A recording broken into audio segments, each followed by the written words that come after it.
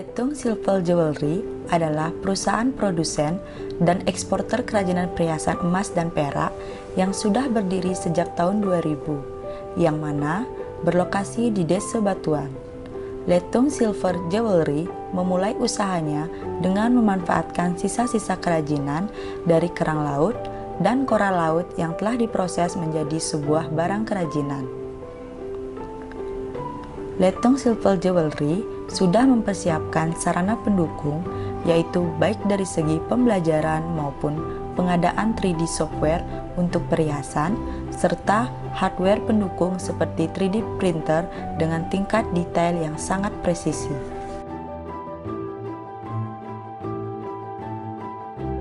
Perkembangan perhiasan di Bali terutama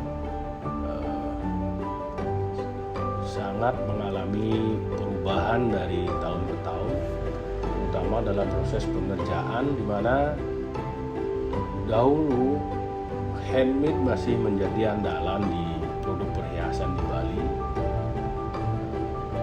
Memang banyak para pengrajin di Bali yang melakoni perhiasan dengan hampir 100% handmade, dan sesuai dengan perkembangan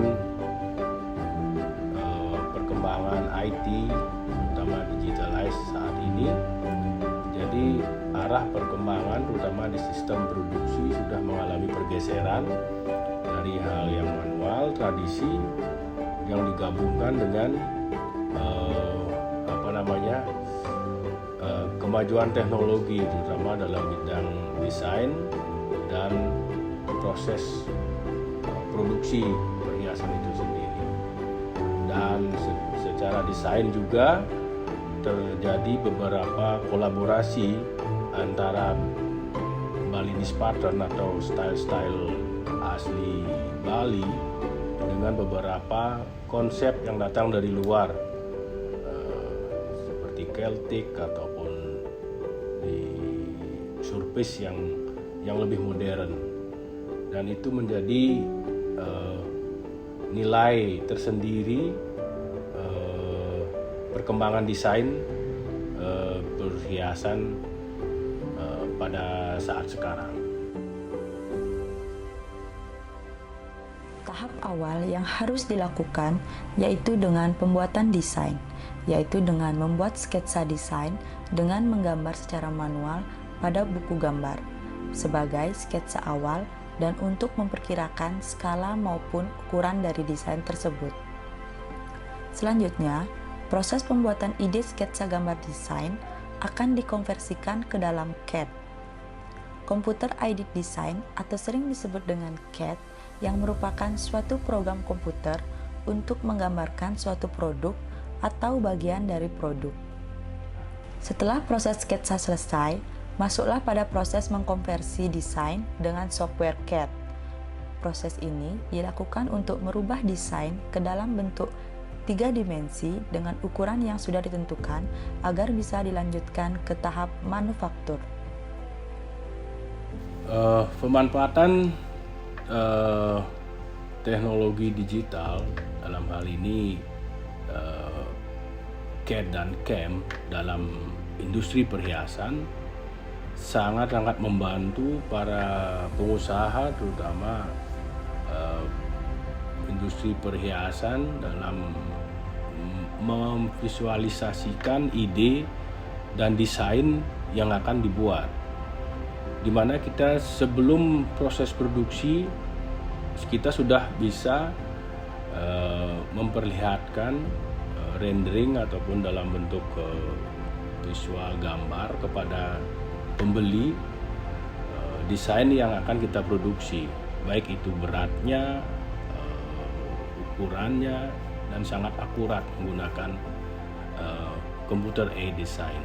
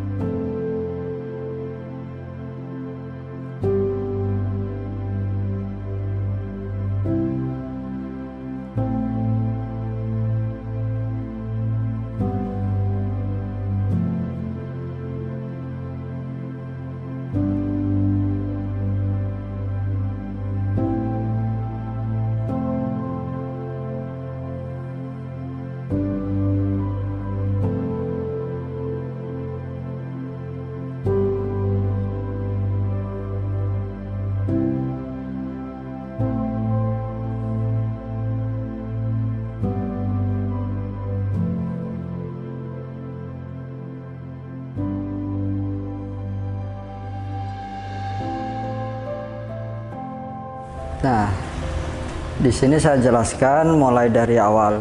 Proses sebenarnya casting itu pembuatan logam yang dimulai dari molding. Nah, molding ini biasanya dilakukan secara manual ada, secara elektrik ada.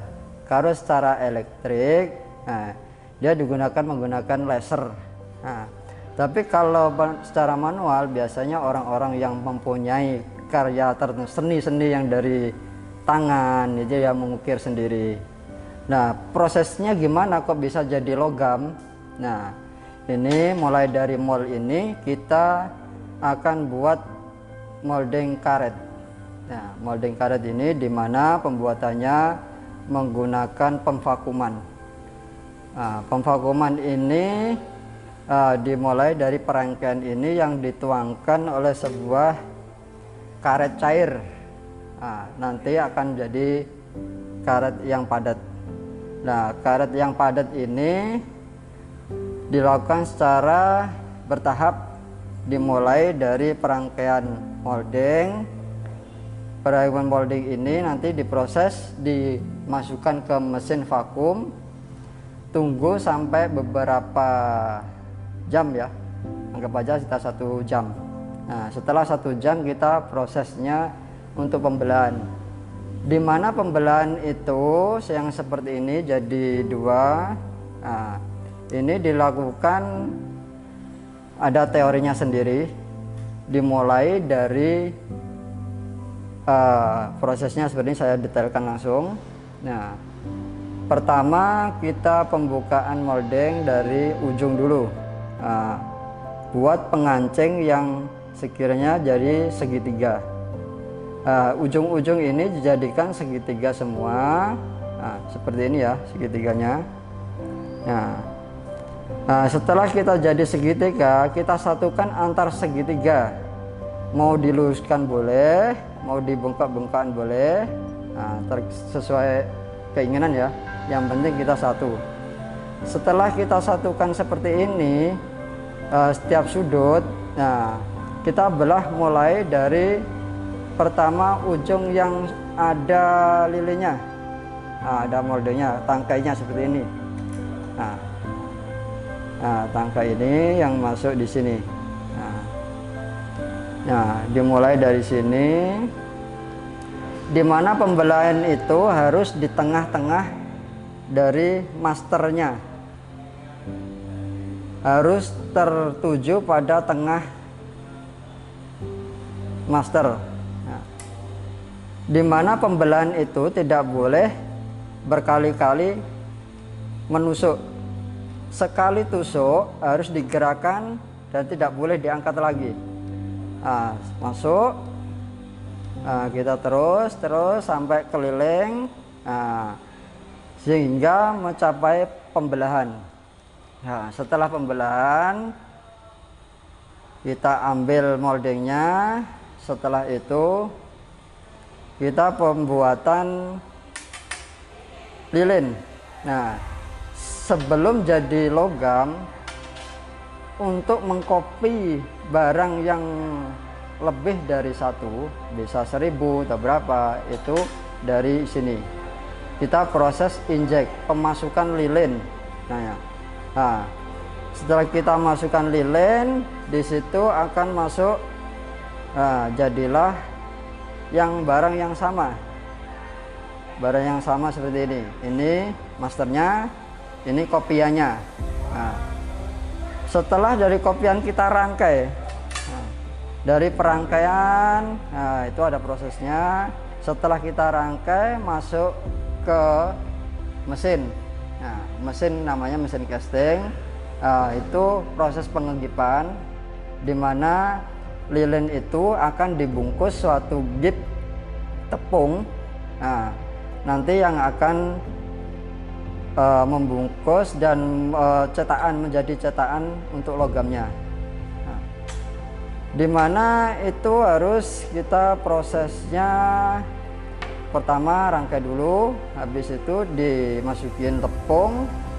Setelah dimasukin tepung, nah, tunggu beberapa menit, sekitar 5-7 menit, tepung itu akan membeku.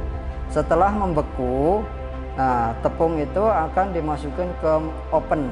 Nah, setelah masuk dari oven, nah, oven itu ada tahapnya juga, mulai dari proses pelelehan lilin sampai pengeringan tepungnya, dimana di situ proses pelelehan lilin itu dimulai dari suhu 200 sampai 300. Di sana ada programnya di oven, dari mulai 200 bertahap ke 500 ke 700 sampai rata-rata tergantung jenis tepungnya ya, di antara 700 sampai 750. Nanti di tepungnya itu ada labelnya sendiri, kekuatan tepung itu sampai seberapa, disitulah yang kita pakai. Nah, setelah kita setting di oven itu sampai 750, lilin ini akan meleleh sampai habis, tinggal tepung. Nah, secara otomatis tepung itu kan menjadi batu. Setelah jadi batu, di dalam tepung yang lilinnya itu leleh, dia akan membentuk sama seperti ini tepungnya. Nah, setelah itu kita ambil tepungnya masuk ke mesin casting pengecoran. Nah, di situ kita menentukan suhu pengecoran itu sesuai dengan ketebalan dari master. Seumpama mulai dari 1 mili itu suhu yang paling tinggi, biasanya di antara 700 sampai 720. Yang paling tebel kalau yang barang-barang seperti ini ya, ini kurang lebih 5 mili. Nah, kalau barang 5 mili ini biasanya suhu 400 sampai 500.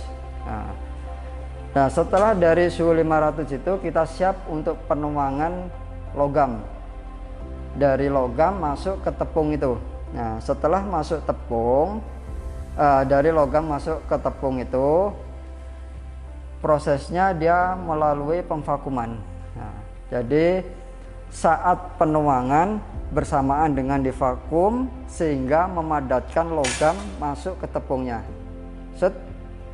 Nah, di saat ini masuk ke tepung itu kita lihat meternya. Kalau diameternya naik, nah berarti suhu pengecoran ini berhasil. Kalau tidak naik, nah itu biasanya nggak jadi barangnya.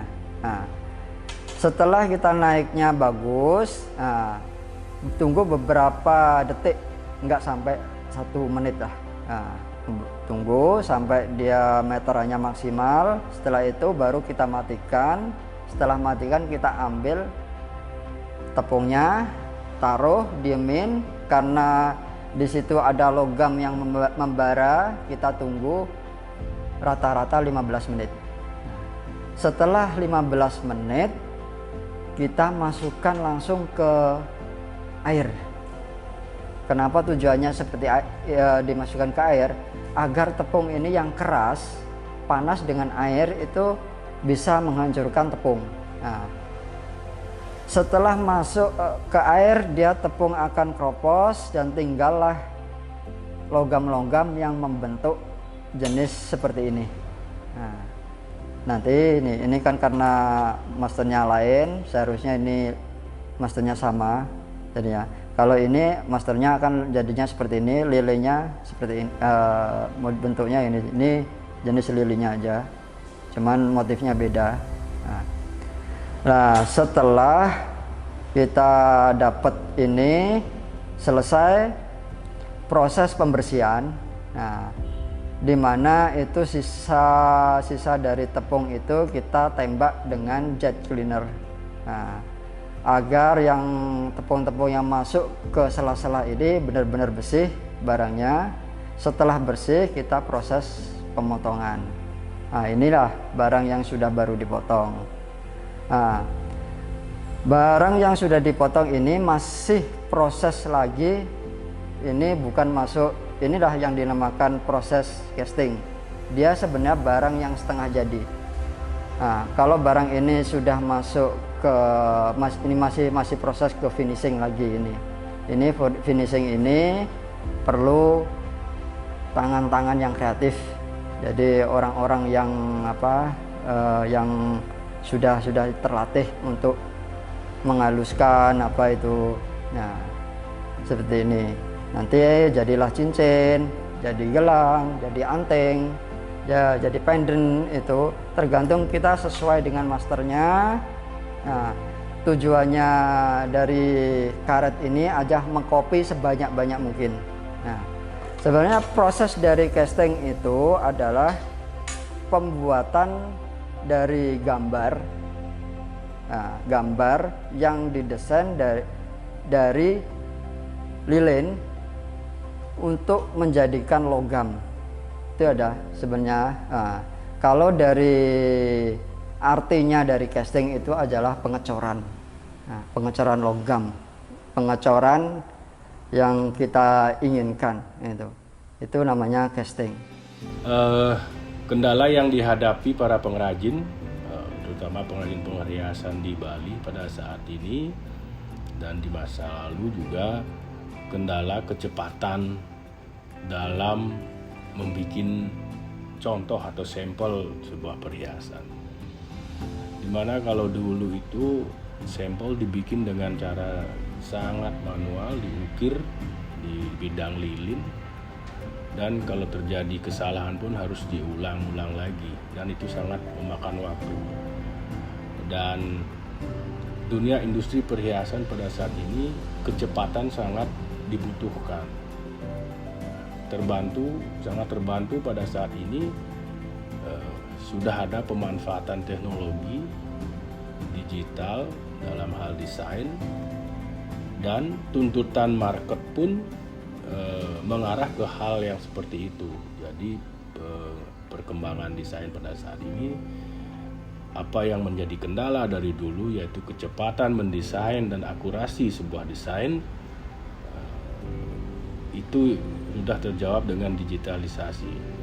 Jadi, dan kendala juga dari dulu dalam hal produksi, di mana untuk produksi massal dalam kapasitas yang banyak itu sangat memakan waktu dalam proses yang sangat manual. Dan terbantu juga dengan perkembangan IT saat ini, pemanfaatan teknologi juga bisa mempercepat proses produksi. Jadi itu beberapa kendala yang dihadapi pengrajin, kecepatan waktu dan akurasi sebuah desain, dan itu sudah terjawab dengan pemanfaatan teknologi digital saat ini.